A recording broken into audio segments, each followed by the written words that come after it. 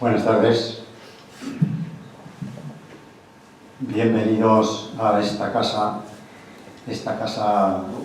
abierta a todo el mundo que tenga algún interés por la cultura. Yo creo que aquí todos están muy interesados en la cultura, porque veo un ramillete de jóvenes que tienen aspecto de universitarios, lo que quiere decir que están interesados e implicados en la cultura. Seguro que son alumnos de nuestro presidente, no lo sé, nada me ha dicho, pero creo que sí, ¿verdad? Somos alumnos, Lucía y Laura, que son por ahí. O sea que han tenido la influencia de traer a todos los demás jóvenes. Sí. Muy bien. Pues muy bien. Enhorabuena, Lucía y Laura. Lucía y Laura. Muy bien. Pues bien, digo que es una casa abierta, y decir que es el centro decano de cuantos hay por el mundo, españoles, asturianos por supuesto, pues puede ser un poco cansino para los que son asiduos, porque solemos reiterarlo por aquellas personas que no han estado ninguna vez, y efectivamente el centro asturiano es el decano de cuantas casas regionales, centros regionales hay por el mundo, en España. Se fundó en el año 1881, quiere decir que el día 2 de octubre pasado cumplió 138 años. Y bueno, pues efectivamente es una casa, un centro muy preocupado por la cultura, y es un ejemplo lo que vamos a tener hoy aquí. Y este centro, que nació en 1881 con el nombre de Centro de Asturianos, luego en 1789 creo que fue, no, 1897, el presidente, que fue el 10º presidente, porque entonces los presidentes cambiaban, era año tras año, cada año un presidente, hubo algunos de 2 años, y uno me parece que fueron 3, hasta que llegó Cosme Sordo y barrió con todo aquello, y estuvo 38 años. Y ahora esperemos que Valentín supere esos 38 años. Y eso quiere decir que lo va a estar haciendo bien, porque si no intentaremos echarlo. Entonces estamos seguros que lo va a hacer bien. Y bueno, hoy precisamente nuestro presidente, el doctor Valentín Martínez Otero, presenta en sociedad un libro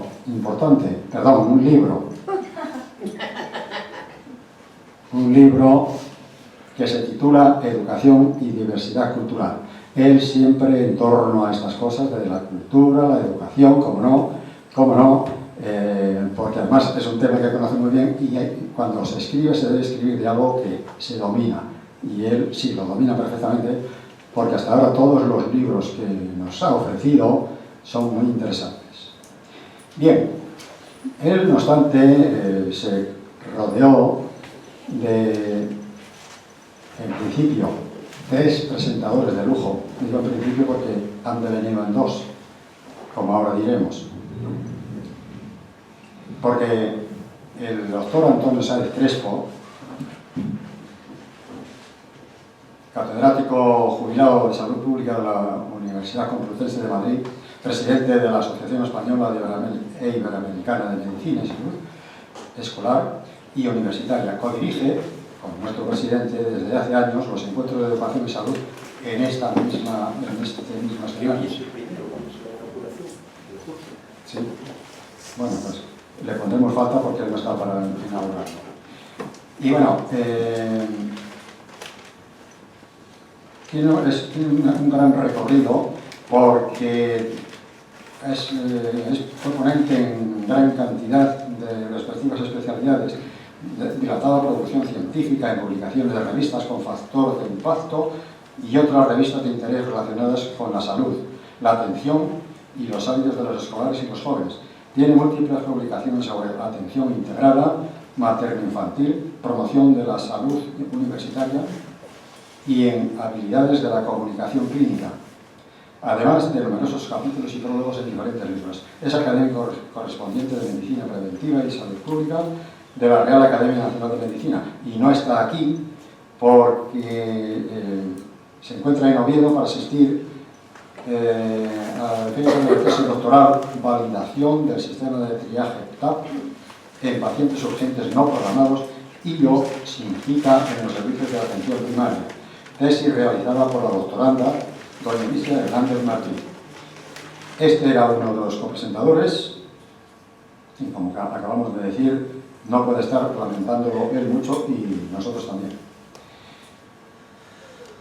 Un copresentador más es el doctor Jesús Martín Ramírez, presidente de CICA, Centro Internacional de Investigaciones Científicas Avanzadas. Culminó sus estudios médicos humanistas y jurídicos con 3 licenciaturas, doctorándose en Medicina y Cirugía, Neurociencias y en Filosofía y Letras, Pedagogía, y un máster de altos estudios de defensa. Ha trabajado en educación comparada, en neuropsicología, en defensa y seguridad en el Centro Superior de Estudios de la Defensa Nacional, en la Universidad de Harvard y en Hoover Institution de Stanford y en psicobiología en reconocidas universidades. Fue director del Departamento de Psicobiología del Grupo de Investigación sobre Agresión de la Universidad Complutense de Madrid. Igualmente fue director del Gabinete de Estudios de la Universidad Autónoma de Madrid, es director de la Cátedra sobre Gestión de Riesgos y Conflictos de la Universidad de Rija, pertenece al Consejo Editorial de numerosas revistas científicas y a múltiples sociedades científicas internacionales. Cuenta con medio millar de publicaciones, no más. Y la tercera copresentadora, segunda ya en este caso, pertenece a la Universidad Federal São Carlos, Brasil.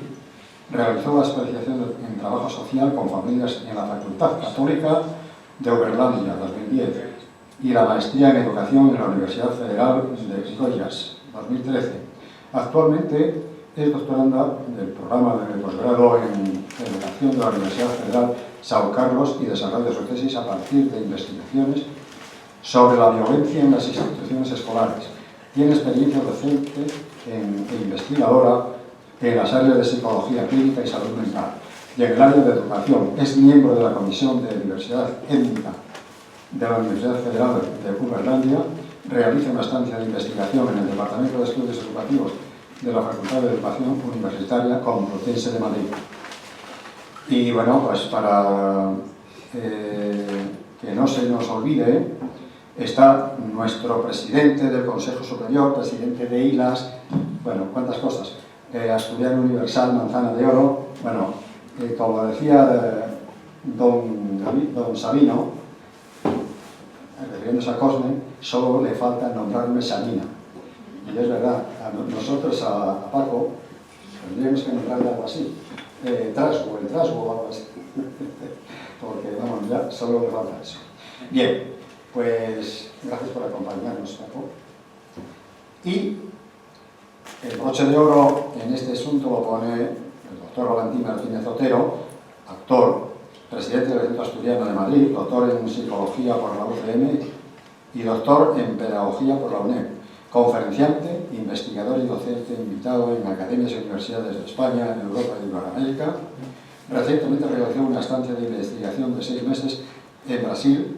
Es director del Grupo de Investigación Complutense Psicosociobiológica de la Violencia, Educación y Prevención. Y lo dejo aquí, si me permites, lo dejo aquí, porque quiero que hables tú y lo demás. Bueno, entonces, creo que, según te parezca, tienes la palabra. No, Jesús. ¿Quieres decir algo, Paco? Bueno, yo lo único que tengo que decir es una cosa muy concreta, muy densa y muy compleja y que me interesa mucho decir, y es que me siento muy complacido de estar aquí hoy con una brasileña ilustre acompañándonos y un presidente del centro que llega de Brasil después de una temporadilla de estudio que yo creo que ha debido ser muy provechosa para él. Me tiene que contar cosas de ese hermoso país. Ya le dije hace un momento que me interesa mucho ese país desde todos los puntos de vista y que desde el punto de vista profesional espero poder hacer algo allí. Me tienes que contar, Valentín, me tienes que contar cosas. Muchas gracias a todos por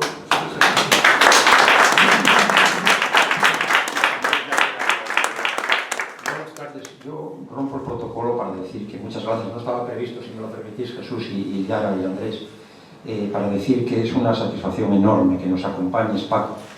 Don Francisco Rodríguez es presidente de René Picot, que es una marca de excelencia. Es un hombre que empezó prácticamente de la nada y ha montado una empresa internacional. Es un benefactor de la cultura de múltiples instituciones, entre ellas esta querida casa, que es la suya, y entonces es un motivo de orgullo, un asturiano universal, un hombre que aglutina la verdadera condición de profesional en su vertiente técnica, con todas las competencias habidas y por haber, y con la dimensión ética, de manera que es un orgullo y una referencia para todos. Ya lo sabes, Paco, y también en los términos de don Cosme, nuestro querido presidente, que en paz descanse, pues únicamente le quedaría, además del de Sianina, la categoría de San Francisco. Muchas gracias, por tanto, por tu presencia. Y ahora, disculpadme esta intervención, yo cedo la palabra, según lo establecido por nuestro querido presidente adjunto, al doctor Jesús Martín Ramírez.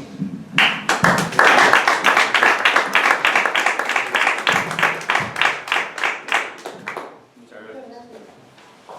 Es realmente un honor para mí estar de nuevo en este centro asturiano, y sería suficiente honor el que ha dicho nuestro querido vicepresidente de que es un centro de cultura, porque en nuestro campo precisamente nos está apoyando como anfitrión en todas las jornadas internacionales que hacemos en nuestro grupo de investigación, porque aunque no lo haya dicho ya especialmente, tanto Valentín como yo pertenecemos, y alguna otra persona que hemos visto aquí, pertenecemos a un grupo de investigación complutense. Pero ahí no queda, he de reconocer que yo, que tengo mi corazoncito, a pesar de haber nacido aquí, en este barrio, soy un chico del Hospicio. A los viejos, que aquí no hay tanto viejo, el Hospicio era lo que ahora es el museo que está aquí en Tribunal, y este barrito pequeño, yo nací en Barcelona, pues éramos chicos del Hospicio. Los que por ahí no sabían esto pensaban que no teníamos ni padre ni madre, pero a pesar de todo somos muy orgullosos de ser del Hospicio. Pues digo, que a pesar de ser un chico del Hospicio, cada vez me siento más asturiano por lo bien que me tratan aquí. Y además, y en eso coincido con don Francisco, porque somos parte de la Universidad de los Asturianos, que es la Universidad Nebrija de Madrid. Por lo tanto, cuéntenme como un asturiano de adopción. Gracias. Bueno, y también, por supuesto, aquí he venido a hablar no de mi libro, como diría aquel, sino del libro del doctor Martínez Otero, sobre educación y diversidad cultural. Y ha sido una casualidad, pero muy bonita, que antes de ayer, precisamente, la Embajada de la República de Sudáfrica, de la cual soy ciudadano adoptivo, celebró por todo lo alto un banquete con cultura y bailes y cantos y poesía, que yo desgraciadamente no entendía mucho el zulu, lo que la decían allí, sudafricana, para celebrar el 25 aniversario del restablecimiento, de la finalización del apartheid, y por lo tanto el establecimiento de un país que está orgulloso de ser ejemplo de diversidad cultural. Y entonces, con la amabilidad del autor de este libro, le regalé el libro de Educación y Diversidad Cultural a la embajadora, que además, como Mandela, pues, estuvo en las cárceles allí en su época, y lo agradeció muchísimo, por supuesto, porque no podían haber aparecido más cosas, la celebración del 25 aniversario y la aparición de este libro en el mejor momento. Por lo tanto, ya tienen en Sudáfrica información sobre el libro de Valentín. Libro que es fruto de la reflexión, de la experiencia y de la revisión documental, y que se ha ido gestando principalmente durante la estancia investigadora que acaba de realizar Valentín en Brasil, en la primera parte de este año, hasta el mes pasado. Es un libro sobre educación, como no puede ser de otra manera, porque Valentín está precisamente en la Facultad de Educación, es lógico, es profesor de Educación de la Complutense, y en ese ámbito pedagógico pues cada vez hay más contribuciones valiosas, aunque como siempre pasa, sobre todo en estos campos relativamente nuevos, pues aún hay mucho sobre lo que se debe trabajar en este terreno. Los temas que se abordan en el libro sí pueden orientar significativamente a los estudiantes, a los profesores de las distintas carreras de educación, especialmente en lo que se refiere a estos aspectos teóricos pero relevantes, porque tienen un alcance práctico, como los que se tratan en el libro. Voy a rápidamente, por supuesto, porque así lo pueden ser, si lo contara yo todo, no tendría por qué abrir el libro. Lo que se dedica a cada uno de los capítulos. En el primero, pues, a presentar algunas cuestiones sobre la formación inicial y permanente de los profesores y que enseñan educación, por supuesto, a niveles distintos, desde los catedráticos de la universidad hasta los maestros nacionales o los educadores sociales. Se va profundizando en los modelos formativos más destacados desde el punto de vista académico, técnico, personalizado y hermenéutico reflexivo. El capítulo segundo se adentra en el concepto de diversidad cultural, que es lo que trata el libro, y en los retos formativos que los educadores tienen que tener al respecto. El tercer capítulo se centra complementariamente en la atención escolar y social debida a esta diversidad cultural, planteando una serie de perspectivas pedagógicas concretas que van abordando con mayor o menor éxito esta cuestión, precisamente.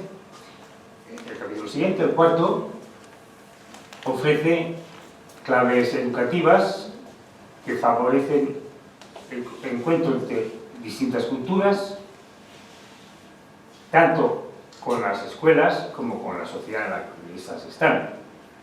Se parte de la base de que la educación intercultural, cabalmente entendida, es la mejor respuesta pedagógica que puede haber, tanto en teoría como en la práctica, para promover la convivencia en entornos presididos por la pluralidad humana, pluralidad cultural. También se analiza el impacto de la interculturalidad en la personalidad, en la identidad, que son particularmente, si cabe, amenazadas en contextos excluyentes. Diciendo, no, yo soy de los míos y tú no eres de los míos. Entonces, es difícil, pero muy importante, tener las ideas claras en este campo para resolver los problemas, ¿no? De ahí que los capítulos siguientes, el quinto y el sexto, pues se dediquen a reflexionar precisamente sobre la educación inclusiva, considerándola pues un deber social y un derecho personal, desde una óptica pedagógica que de nuevo pues rebasa el campo escolar y entra de lleno en el campo social, reclamando pues cómo la sociedad civil necesita conjugar los máximos refuerzos posibles para llevar a cabo esta educación intercultural. En el siguiente capítulo, que creo que es el 7, sin perder esta interdependencia con los demás capítulos, se dedica a la comunicación intercultural, realidad no siempre atendida en los estudios pedagógicos, y menos aún si se trata en los aspectos no verbales, y que sin embargo pues tienen una importancia capital en la mejora de las relaciones entre personas de distintas culturas, al igual que en el discurrir del proceso educativo escolar y social en contextos que son muy distintos culturalmente entre sí. El último capítulo, con esto ya voy acabando, se ocupa de la mediación intercultural, y aunque se trata de una labor difícil, exige un perfil específico desde el punto de vista competencial. Su conocimiento básico puede servir pues, para obtener el máximo beneficio aplicativo posible de los distintos profesionales de la educación. De hecho, sobre este tema hablamos en nuestro último CICA, o las jornadas internacionales que hicimos precisamente, que cerramos precisamente en esta casa, en este centro, el día 14 de septiembre. Lo dedicamos, en cierta medida, pues a esta temática, la violencia y la diversidad cultural. Estas jornadas que organizó nuestro grupo de investigación complutense, junto con la Fundación CIFA, que tengo el honor de presidir, y la Cátedra Global de Hija Santander sobre gestión de riesgos y conflictos, pretendieron enfatizar en el papel de la educación, en la salvaguarda y en la promoción de la diversidad cultural, así como en la prevención de la violencia y desde una perspectiva más positiva, si cabe, pues en el fomento de la convivencia de todas las personas. En dichas jornadas se trataron aspectos importantes, tales como la conceptualización de la diversidad cultural, la formación de educadores en esa diversidad cultural, la violencia de género, un abordaje pedagógico, si cabe, pues, del racismo y de la xenofobia. Analizamos distintas modalidades de violencia, la educación intercultural, así como el papel del derecho ante la violencia. De un modo u otro, estas cuestiones es lo que aborda este libro que ha escrito el doctor Martínez Rodero. La diversidad pues hace referencia a la variedad, a la diferencia, a una abundancia de realidades desemejantes. Y aunque hay diversidad en los distintos aspectos, incluso en el mundo de la educación, el libro pone su foco principal en el aspecto cultural. Esta diversidad cultural está patente en la sociedad, está patente en las instituciones educativas, tanto en los centros escolares, en las asociaciones socioeducativas, etc. Y precisa una sensibilidad y un respeto y una atención especiales por parte de los profesionales, que es un poco el mensaje que quiere dejar como pozo del libro que estamos presentando hoy. Aunque el concepto de diversidad cultural, como reconoce el autor del libro, no está consensuado porque es una noción de desarrollo pues, inclusivo y por lo tanto continuamente variable, entendemos que ha de tener una creciente significación en el terreno científico por su compromiso con la mejora de la vida personal y de la vida social, muy relacionadas, ya que somos un animal social. De ahí que, al hablar de ella en un sentido positivo, constructivo, valioso, lo que queremos es reclamar su consideración pedagógica lo más adecuada posible. La diversidad cultural, y voy acabando con esto, nos lleva a preguntarnos por la cultura, sobre la que se descubren referencias en la Constitución española, que tan de moda está, desgraciadamente, diría yo en estos días, desde el mismo preámbulo, donde se dice que la nación española proclama la voluntad de proteger a todos los españoles y pueblos de España en el ejercicio de los derechos humanos, sus culturas y tradiciones, lenguas e instituciones. Y, por supuesto, no solo en la Constitución, sino en la Organización de las Naciones Unidas para la Educación, es decir, la UNESCO, pues también se declara que nosotros somos seres específicamente humanos, racionales, críticos, éticamente comprometidos, y a través de ella discernimos la cultura, los valores y efectuamos opciones. A través de ella el hombre se expresa, toma conciencia de sí mismo, se reconoce como un proyecto inacabado, pone en cuestión las propias realidades, busca incansablemente nuevas significaciones y crea obras que lo trascienden. La cultura, por tanto, tanto la cultura material como la inmaterial, es esencial para nuestro despliegue como personas en el mundo compartido en el que vivimos.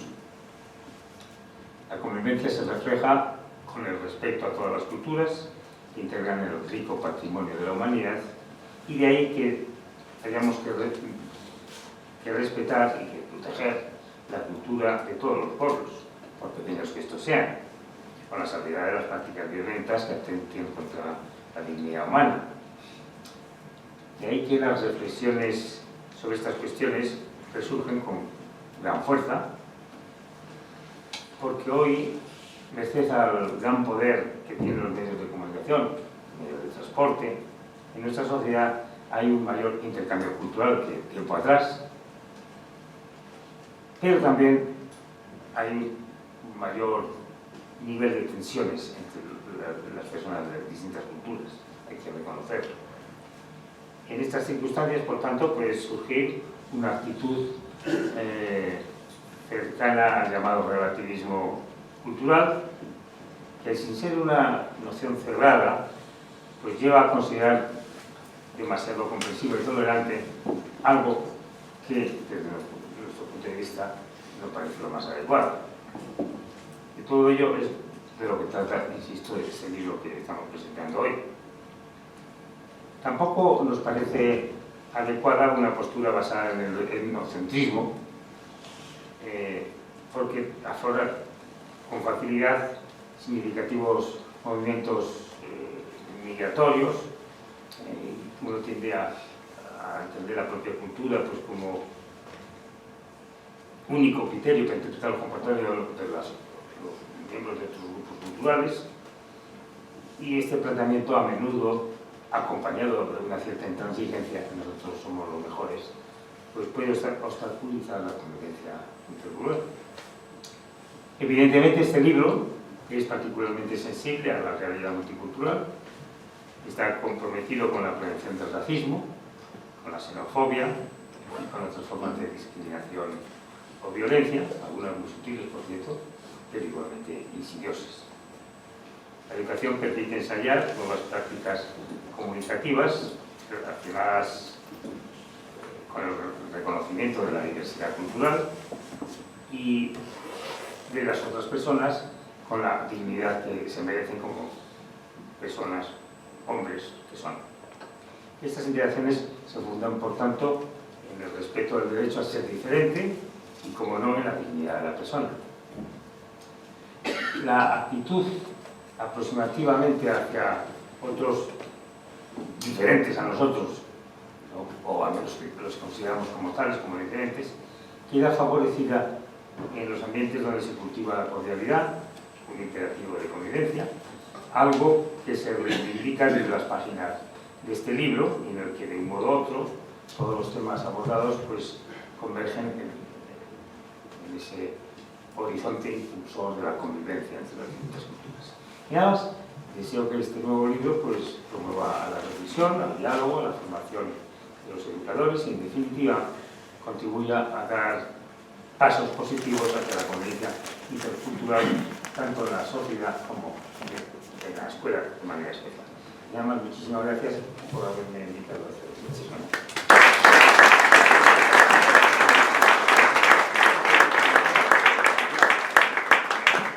Bueno, ahora tiene la palabra doña Yara Magallanes dos Santos.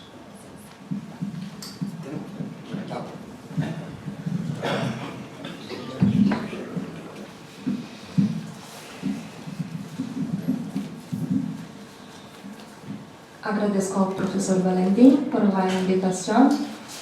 Estoy muy feliz de estar aquí hoy, primero porque creo que puedo decir que soy una representación concreta de la diversidad, podemos decir así, y creo que necesitamos discutir la diversidad cultural en el campo académico también. Y segundo porque es un evento de muy alegría para mí también estar en la presentación del libro Educación y Diversidad Cultural y también participar de este momento de celebración, porque la publicación de un libro é sempre marcada por um trabalho duro, um trabalho de muita dedicação, e que bueno que ha sido um trabalho exitoso, professor Valentim. Estou desenvolvendo na estancia doctoral no Centro de Formação de Professorado na Universidade Complutense de Madrid, e he tenido a oportunidade de acercar-me mais do trabalho do professor Valentim. Tenho acompanhado algumas classes e posso dizer que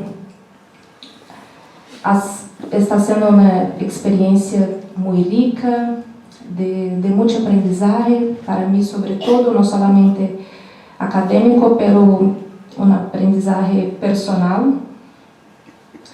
E uma experiência que tem muito que ver com minha história personal também. Este livro que estamos apresentando hoje, además de ser fruto de anos de trabalho do professor Valentim, anos de trabalho investigando questões relacionadas à educação e à diversidade cultural, ensinando e vivendo também essas ideias, é fruto de uma estância de investigação que ele ha desenvolvido em Brasil. É o país onde vivi, onde vivo, sim, onde nasci, onde vivo, onde intento aportar algum tipo de contribuição com meus estudos. E é interessante porque para algumas pessoas que miram nosso país, Brasil, um país reconhecido mundialmente por sua diversidade, um país que tem uma grande diferença de pessoas, de tradições, de costumes.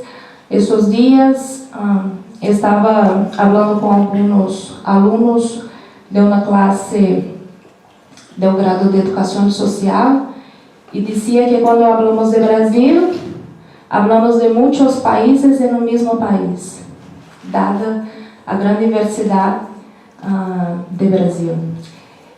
Pero para muitas pessoas pode parecer que para nós outros brasileiros que não temos muitos problemas involucrados com a diversidade, pero não posso afirmar que sim, temos e não são poucos problemas. Então, creio que este livro em muito nos ajuda neste processo de enfrentar todas essas demandas. Vou falar muito rapidamente e de maneira mais geral sobre o livro. Gostaria de falar primeiro, gostaria de começar falando sobre a atualidade da temática. O autor cita, é o começo do livro, e nós outros de pronto estamos de acordo que na contemporaneidade há mais cambio cultural, pero também há mais tensões. É decir, podemos dizer que as redes sociais, a internet, enfim, o papel desenvolvido por os meios de comunicação acaba contribuindo para todo este cambio, os movimentos migratórios também, pero as tensões estão aí todos os dias, sim, e podemos perceber ao longo de nosso trabalho e de nossa convivência general. O que demonstra que é tema muito atual.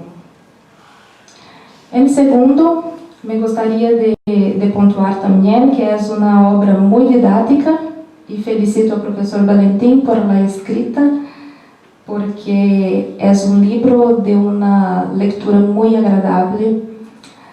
Por supuesto que é livro que tem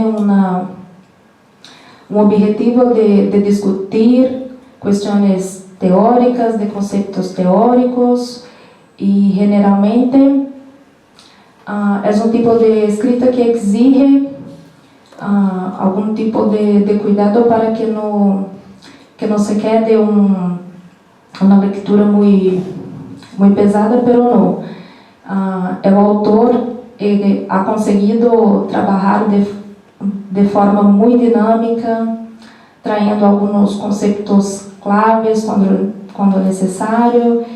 Puedo decir que por eso el libro acaba se destinando a un público muy amplio también, porque mesmo aquelas personas que no están tan cerca de este tipo de discusión, acaba comprendiendo muy bien.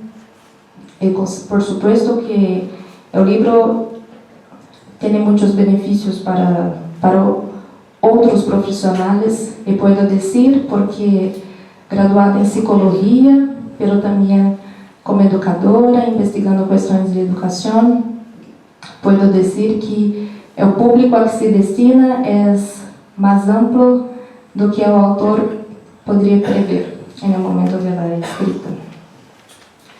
Otro punto que me gustaría destacar es el rescate que el autor hace de orientaciones jurídicas y políticas, como por ejemplo leyes españolas, la Declaración de los Derechos Humanos también, porque en tiempos que asistimos a la elevación de grupos políticos radicales, algunos derechos se ponen en riesgo de descumplimiento, ¿sí?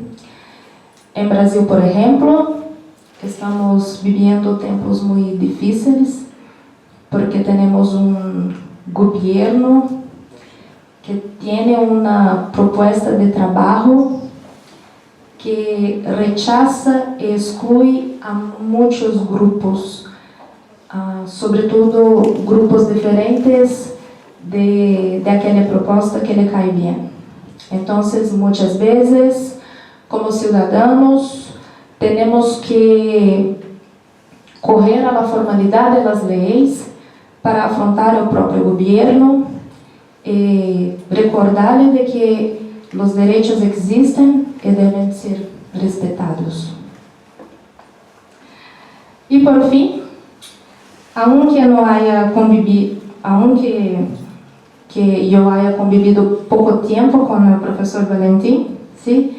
Estoy en España desde septiembre, no hace mucho tiempo, pero algo que percibí en el libro y en su conducta profesional, y que creo que es perceptible para todos, que es la coherencia de su conducta con las ideas que defiende, ¿sí? El profesor Valentín, que está aquí hoy como autor de este libro, no es solo alguien que investiga temas relacionados a la diversidad, pero es una persona que de hecho vive las ideas que defiende, que enseña, que investiga, pero que también en su día a día profesional hace de todo para utilizar la diversidad y para que las diferencias sean de hecho respetadas. Entonces, enhorabuena, profesor Valentín. Tengo que agradecer. De hecho, un libro muy exitoso. Enhorabuena.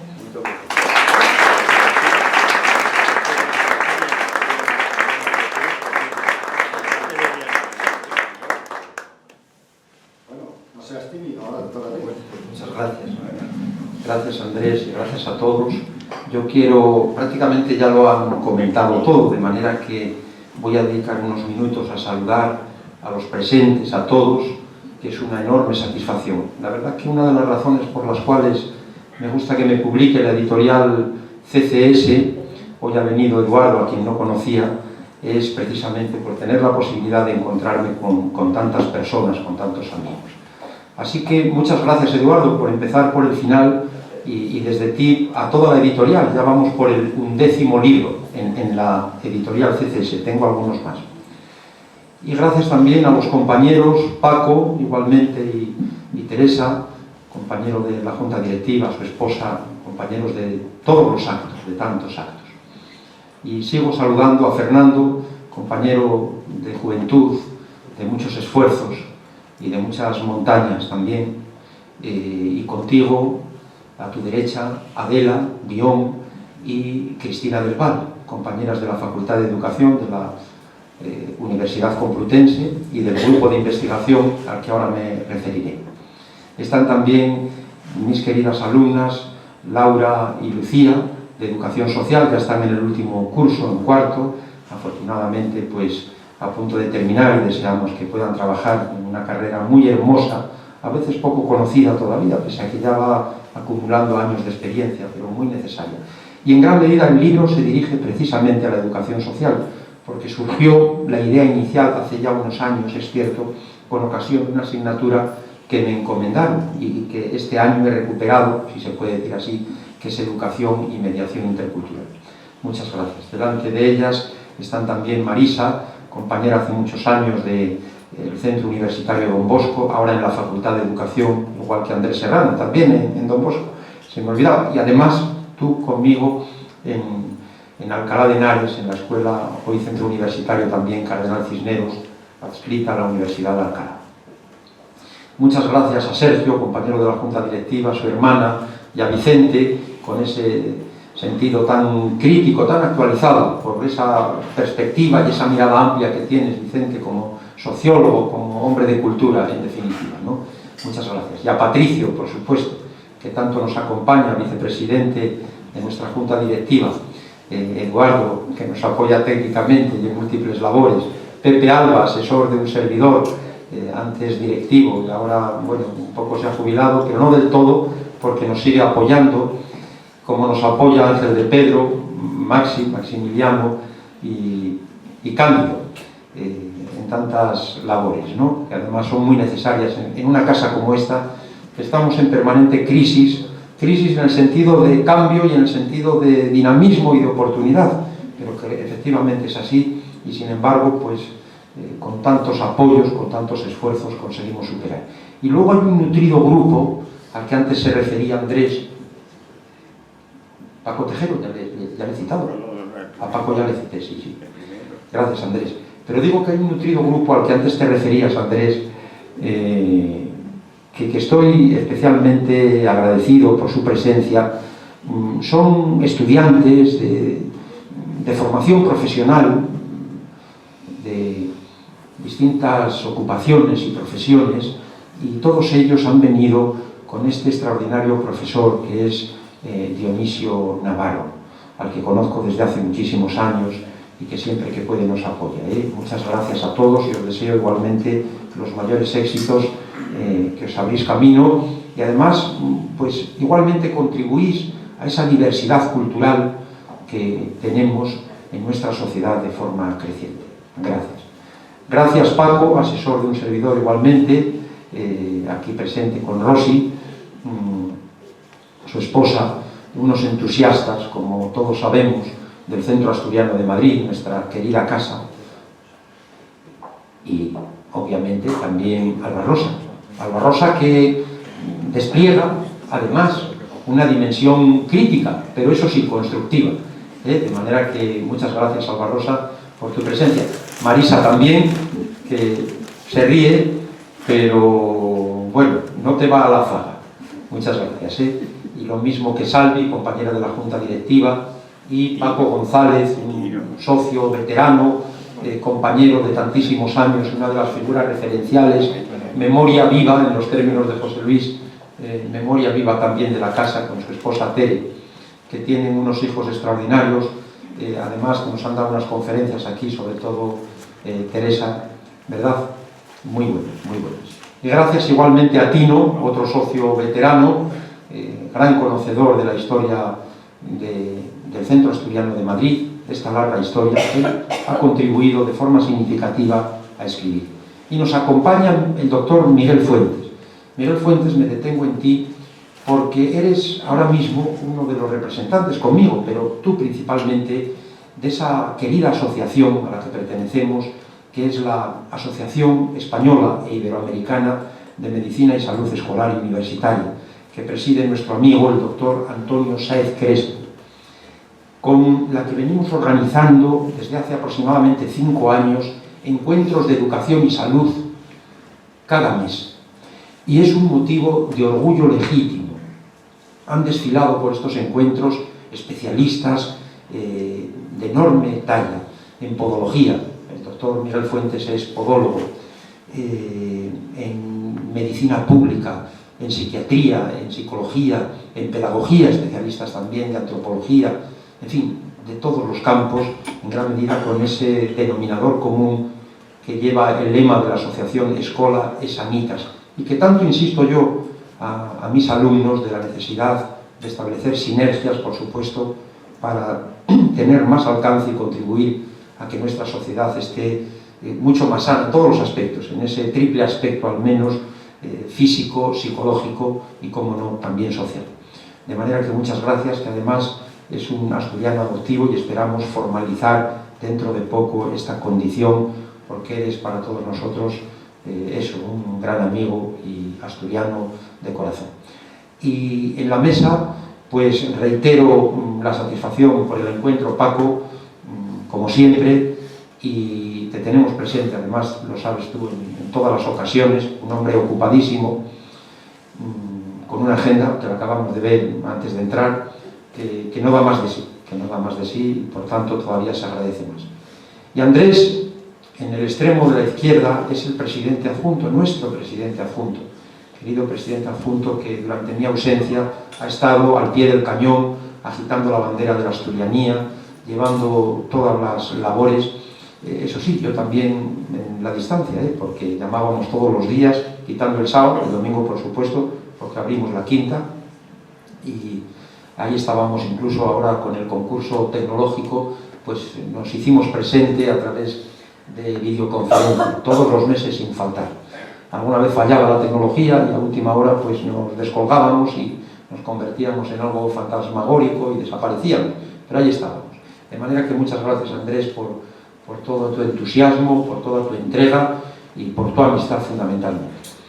Y ahora quiero dedicarme también a hablar unos momentos del doctor Jesús Martín, al que conozco desde hace unos años, no muchos, pero es un verdadero orgullo, una satisfacción enorme.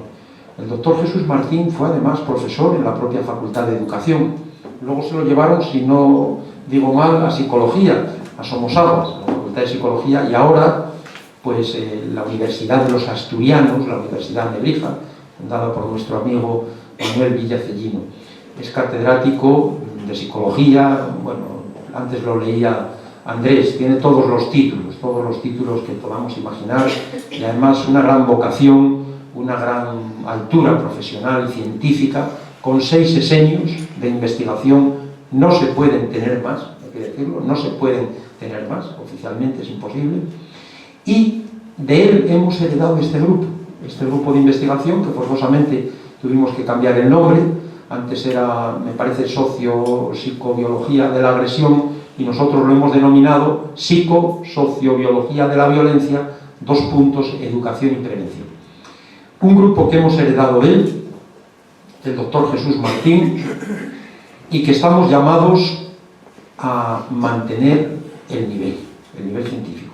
En el año 2007 pasamos la evaluación obligatoria por la Agencia Estatal de Investigación, nos dieron la acreditación nada menos que con nota buena, me parece que fue el calificativo, bueno. Algunos otros que mencionar no quiero, les dieron inicialmente, hay que decirlo, que andan con todo el deslumbramiento, les dieron simplemente el aprobado, luego reclamaron y tal. A nosotros, bueno, y en gran medida se debe al doctor Jesús Martín, esto es indiscutible, Pero no nos podemos dormir. Hemos organizado en estos 2 últimos años, él lo mencionaba, en lo que se refiere a septiembre, las últimas jornadas de investigación, violencia y diversidad cultural, muy relacionadas con el libro, y el año pasado, más genéricamente, violencia y educación. Resultado de esas jornadas también se han publicado otros libros colectivos, este año más gordito, más grueso, y esperamos seguir trabajando en esa misma línea, porque en 2020 nos van a evaluar de nuevo, y nos va a evaluar una agencia externa, que es la Agencia Estatal de Investigación, de manera que tenemos que publicar y tenemos que seguir investigando, porque si no, la nota pues puede ser otra, esperemos que no. Bueno, muchas gracias, y también a la profesora, yo la llamo profesora porque realmente lo es, y lo ha demostrado estos días en mis clases con una conferencia magistral en cuarto de carrera, hablando sobre Brasil, pero desde un punto de vista muy humano y muy científico, muy actualizado, y luego también hoy nos habló extraordinariamente, en segundo, sobre técnicas psicoanalíticas, psicodinámicas, para aplicar en grupos de intervención social. Algo que mis alumnos y yo pues, te agradecemos muchísimo ya. Pese a lo que pudiera parecer, Yara y yo nos hemos conocido aquí en España, en septiembre, lo decía ella, porque yo estuve en Río Grande do Norte, la zona más próxima, o de las zonas más próximas de Brasil, de ese gran país, de dimensiones continentales, a Europa, y ella vive en Sao Paulo, ¿verdad? En Sao Paulo. Y bueno, ha sido un encuentro feliz. Yo llegué aquí el día 1 de septiembre y ella el día 9, pero gracias a las tecnologías, ahora todo, pues nos vamos intercambiando comunicación. A mí me escriben de muchos lugares y yo también escribo a muchos sitios, y ella nos propuso realizar una estancia doctoral en el departamento, de lo cual estamos muy orgullosos, porque contribuye a esa internacionalización necesaria de nuestras universidades, que a veces, por culpa de la endogamia universitaria, se convierten en aldeas, en una mezquindad que debe eliminarse y debe prevenirse, y contribuye, digo, este tipo de estancias a la internacionalización y al enriquecimiento, y, como no, pues a la diversidad científica y cultural que propugnamos. Por tanto, voy a pasar muy rápido las diapositivas, porque prácticamente se ha dicho, y estamos en tiempo ya casi de final, ¿no? Como decían los compañeros, pues es un libro que sobre todo se dedica a la formación, o pretende promover esa formación de educadores sociales, pero también escolares. Sobre todo he pensado en ellos, de ahí que hablemos de algunos modelos formativos existentes, como el académico, el tecnológico, el personalizado, el reflexivo y el crítico, lo cual nos permite pensar en imágenes de, por un lado, sabios, entre comillas, o sin ellas, de expertos, nos permite también pensar en artistas. Hay quien considera a veces al educador como un artista, como un militante o un activista, sobre todo si adopta unas posiciones críticas muy enfáticas, y nosotros quizá nos quedemos más con la de profesionales, en esa doble vertiente técnica y ética que reclamamos y que sintéticamente enuncio en este momento, y que ha de poseer todo profesional, con independencia del sector o del ámbito en el que se halle. La dimensión técnica, las competencias, como ahora se dice, que ha de poseer, y enfatizo también esa dimensión ética. La diversidad cultural, que efectivamente puede referirse a muchísimos aspectos, pero nosotros nos centramos en la cultura. Lo hacía muy bien el doctor Martín, al referirse a este bien humano universal que todos estamos llamados a defender y a fomentar. No es patrimonio de ninguno en particular, ni de ningún país, sino de todos. Es patrimonio de la humanidad. Y desde luego, en cuestiones de educación hay que decir que no hay educación sin cultura. Si renunciamos a la cultura, la educación se rebaja, se empobrece prácticamente hasta extinguirse. De ahí mi insistencia ante mis alumnos a que se abran a la cultura con mayúsculas, a la cultura que no entiende de fronteras, en cualquiera de sus vertientes. Esto es fundamental. El ambiente democrático es el más propicio, efectivamente, para el desarrollo de la cultura. Una cultura que no es solo intelectual, y a esto se refería mucho ese gran pensador, quizá el mejor pensador español del siglo XX, Ortega y Gasset, sino también cordial, es decir, de corazón, emocional y, por supuesto, moral. La UNESCO, lo mencionaba el doctor Martín, por tanto no vamos a repetirlo, pero nos anima esta Organización de las Naciones Unidas para la Ciencia, la Educación y la Cultura a seguir avanzando en esas dimensiones culturales, a recoger lo valioso de las generaciones anteriores y a proyectarlo hacia el futuro. Por eso el compromiso institucional del Centro Asturiano de Madrid, hoy referencia en muchos aspectos. Con qué satisfacción nos encontramos generalmente en agosto en Asturias, mediante la Federación Internacional de los Centros Asturianos, con compañeros de todos los centros que hay repartidos por el mundo, principalmente en América, no solo en América, pero principalmente en aquella región iberoamericana, porque también hay en Europa. Pero los más dinámicos son los de Iberoamérica. Y entonces se escucha con tanta satisfacción nuestro acento asturiano de muchos coterráneos que se fueron en ocasiones siendo niños a Argentina, a Rosario, que es donde hay centro asturiano, a Santa Fe, a Buenos Aires o a Montevideo, capital de Uruguay, que tuve la dicha de visitar hace años, igual que Argentina, y me invitaron a unos garbanzos, algo improvisado y maravilloso, o en Santiago de Chile, o en la República Dominicana, donde también hay un centro asturiano reactivado hace bien poco en torno a un restaurante, o en Cuba. En Cuba ya es hablar de una presencia notoria de asturianos, también de gallegos, por supuesto, ¿no? Quien vaya a La Habana, que visite lo que era el Centro Asturiano Primigenio, hoy convertido en Museo Nacional de Bellas Artes, toda una belleza. Pero bueno, también el que tienen ahora mismo pues goza de mucho dinamismo, ¿no? Allí en el Paseo del Prado de esa hermosa ciudad que es La Habana. O, cómo no, en Venezuela, en Caracas, con tantísimas dificultades ahora mismo, como nos comentaba su presidente, en fechas recientes. ¿O cuál más? Dejamos, por supuesto, el de México, que es otra dimensión. El Centro Asturiano de México es todopoderoso, es un centro con cerca de 1000 trabajadores. Cerca de 1000 trabajadores. Esto da idea del tamaño descomunal y del poderío que tienen, ¿no? Y muchos más. De manera que en Brasil, con Sao Paulo, lo he querido dejar para el final, también hay en Sao Paulo Centro Asturiano, no podía faltar. Y todos esos acentos que dan cuenta también de la diversidad de nuestra querida tierrina, que es Asturias. Imaginemos ahora si pensamos en España o en la humanidad toda, ¿no? Bueno, pues eso es lo que estamos llamados a promover, y más en unos tiempos donde lo que avanza es quizá una hipertrofia identitaria, un cultivo aberrante de las raíces que tiende a asfixiar a las personas llevados por un delirio fanatizado y narcisista, que es lo que estamos contemplando y que resulta verdaderamente intolerante. Y frente a eso, pues sí, como tantas veces hemos dicho, tenemos que cultivar nuestras raíces para tomar posesión de un terreno y florecer y abrirnos a los demás y ofrecer lo mejor de nosotros mismos, no para asfixiarnos, quedarnos agotados en esas raíces. Este es un peligro que lo estamos viviendo lamentablemente en España, como es bien sabido, y en otros lugares.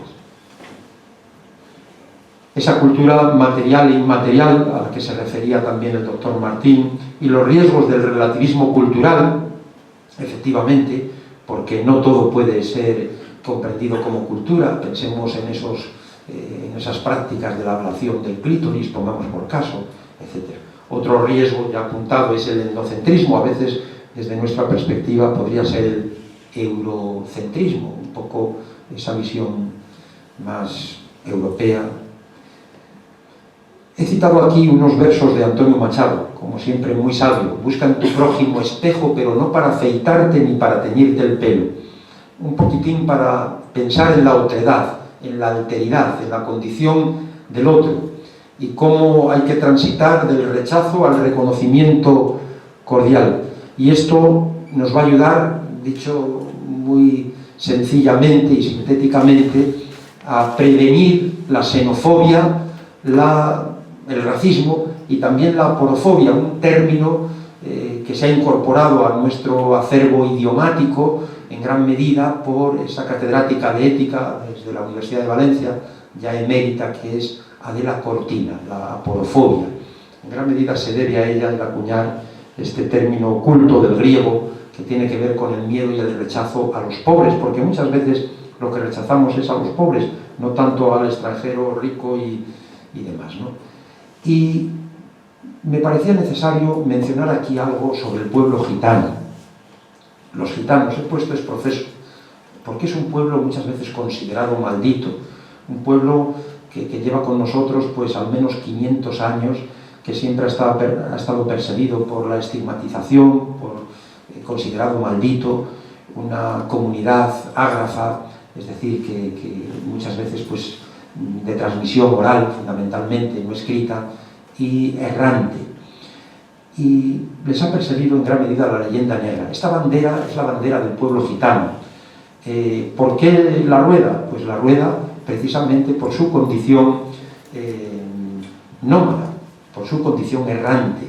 El verde simboliza la tierra, donde muchas veces pues, han encontrado el lecho donde dormir, y el azul simboliza el cielo, que en ocasiones ha sido el único techo que han tenido, especialmente los grupos que históricamente pues, han sido más humildes.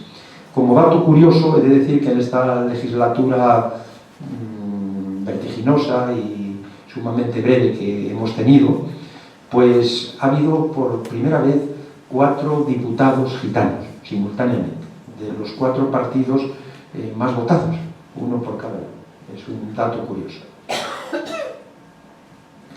Y por tanto, frente a la xenofobia, que se refiere a la discriminación al extranjero, xenón en griego es extranjero, pues lo que proponemos es un discurso xenofílico. La xenofilia es la amistad o la cordialidad hacia el extranjero, básicamente, en la línea de la educación intercultural.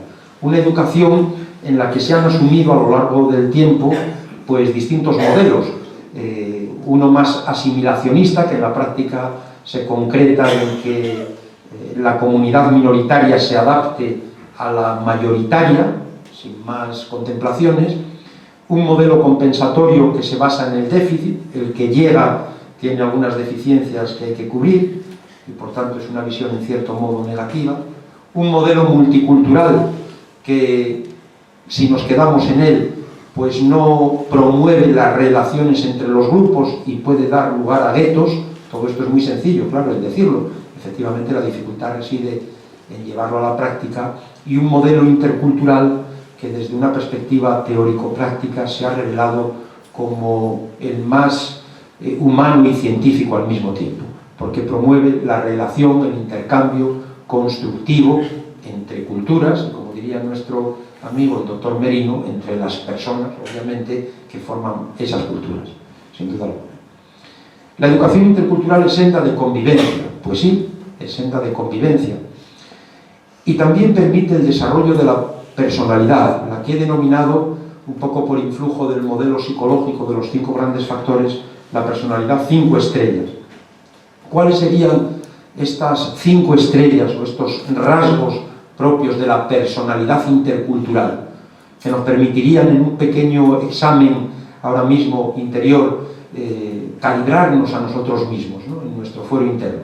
Pues la afabilidad, hasta qué punto somos amables, cordiales, afables; la apertura, en qué medida somos suficientemente abiertos o por el contrario somos cerrados y quizá intransigentes; el respeto, que es un principio básico de toda relación interhumana y también en la interculturalidad; la responsabilidad, los he puesto por orden alfabético, la responsabilidad, que es tanto como ser responsable ante uno mismo y ante los otros, por supuesto; y la sensibilidad, no la sensiblería, una sensibilidad que es absolutamente necesaria también para vibrar con todo lo que hay a nuestro alrededor.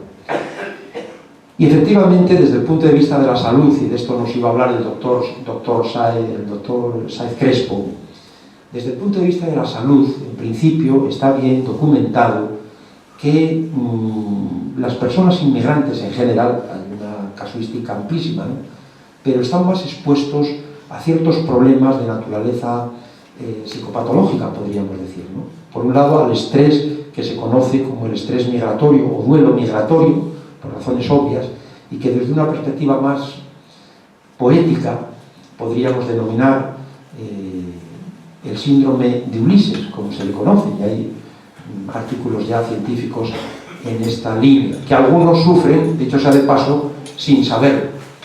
El síndrome de Ulises, ese héroe de la Odisea,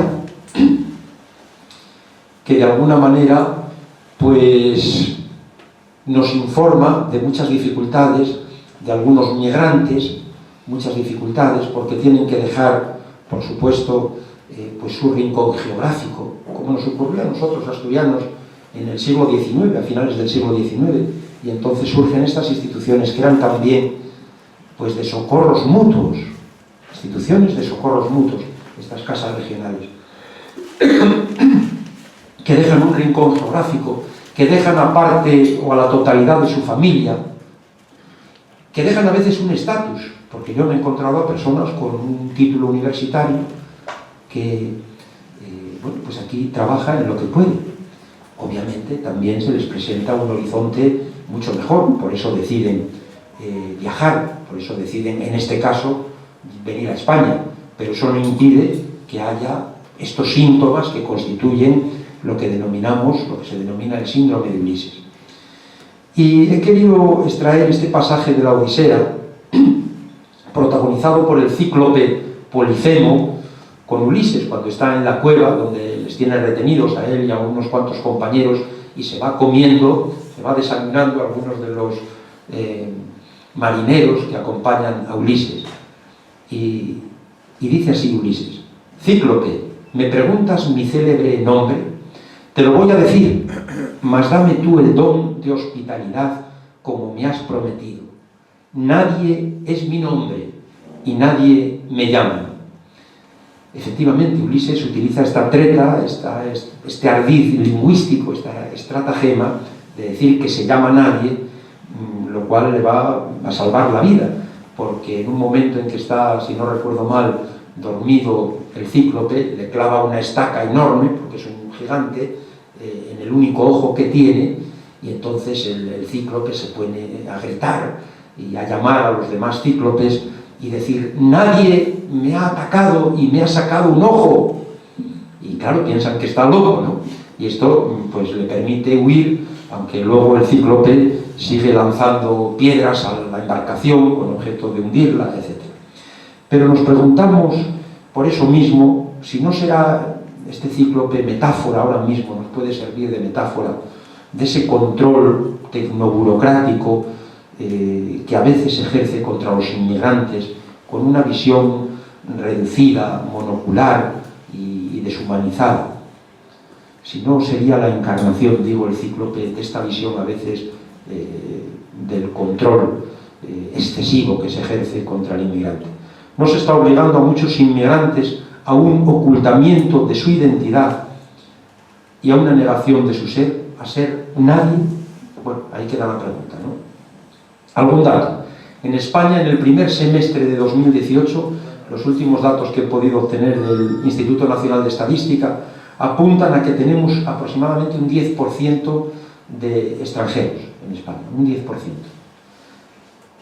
En lo que se refiere al alumnado extranjero, en nuestras aulas no universitarias, casi el 9%, un 8,8%. Esto pues también nos puede hacer pensar en la necesidad de una educación inclusiva y de naturaleza escolar, pero por supuesto social, porque esas personas se plantean trabajar y se plantean llevar una vida con todos los deberes, pero también con todos los derechos. Y he querido revisar un poco qué dice la Unión Europea respecto a la migración y a la movilidad. Bueno, pues algunos de los datos que he sacado es que, de alguna manera, el compromiso de la Unión Europea va precisamente a reforzar los beneficios de la migración legal y a proteger a quienes la necesitan. También a combatir la migración irregular y gestionar de la manera más eficiente las fronteras exteriores de la Unión Europea, algo que conoce muy bien España y otros países del Mediterráneo.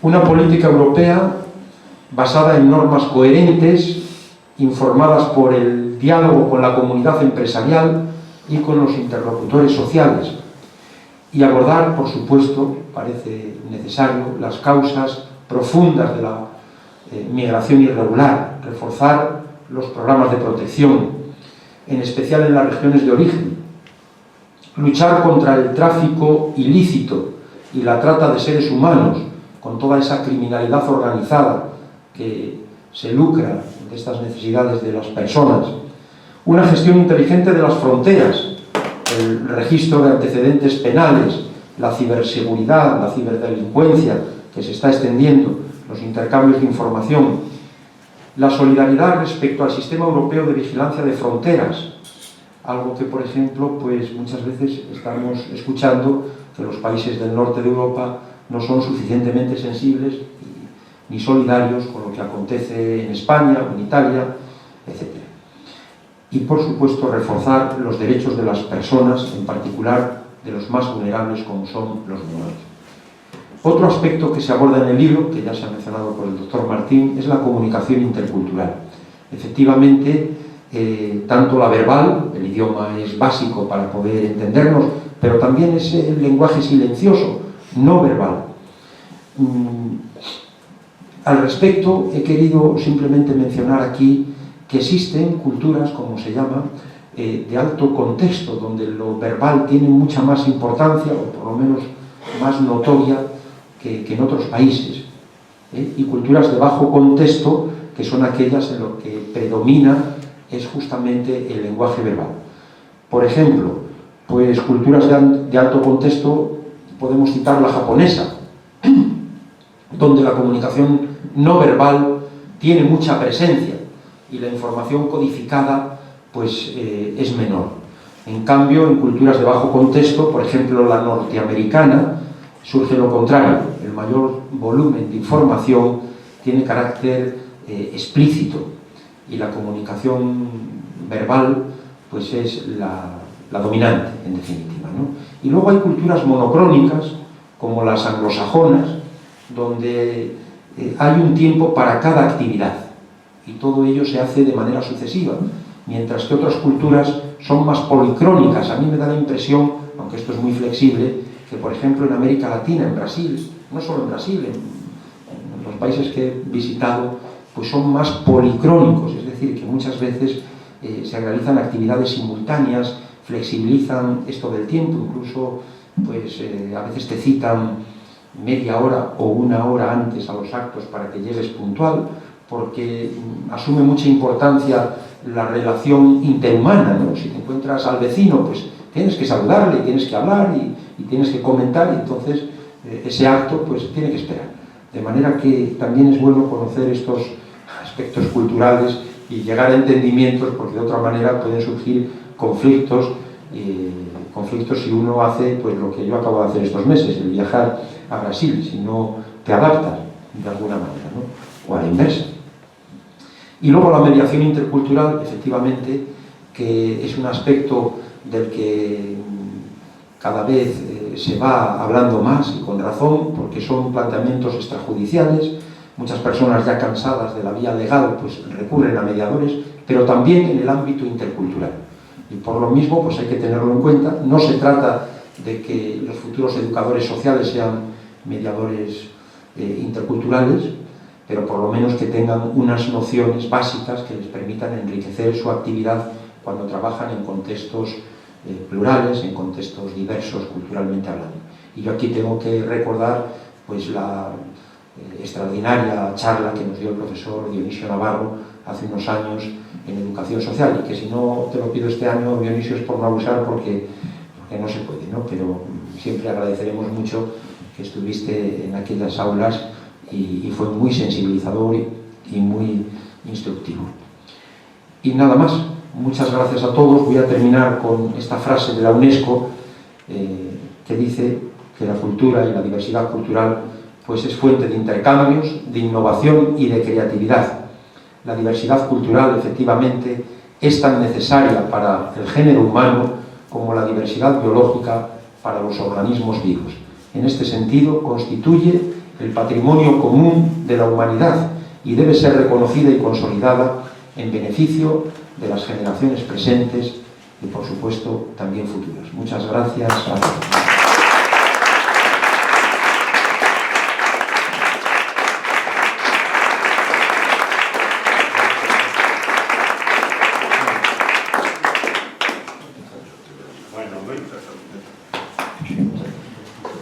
bien presentado el libro, no queda duda, muy bien explicado por el autor. Y bueno, actos de estos en el centro asturiano, si a lo mejor no de tanto nivel, hay muchos a lo largo del año. Los que vienen por primera vez, que no duden en repetir, porque aquí se imparten conferencias de alto nivel. Bueno, lo dicho, esto nació como centro de asturianos, porque entonces no había más que uno y bastaba eso. Luego fueron creciendo, como el presidente relató unos pocos, pero hay muchísimos más, y entonces hubo que poner apellidos y lo puso de Madrid, que a mí me hubiese gustado más que lo pusiesen en Madrid, centro asturiano en Madrid. Pero bueno, ahí está, y claro, fue por una necesidad, no por un capricho. Y ahora, pues para seguir hablando del libro y de lo que nos apetezca, hay un vino detrás de la cortina.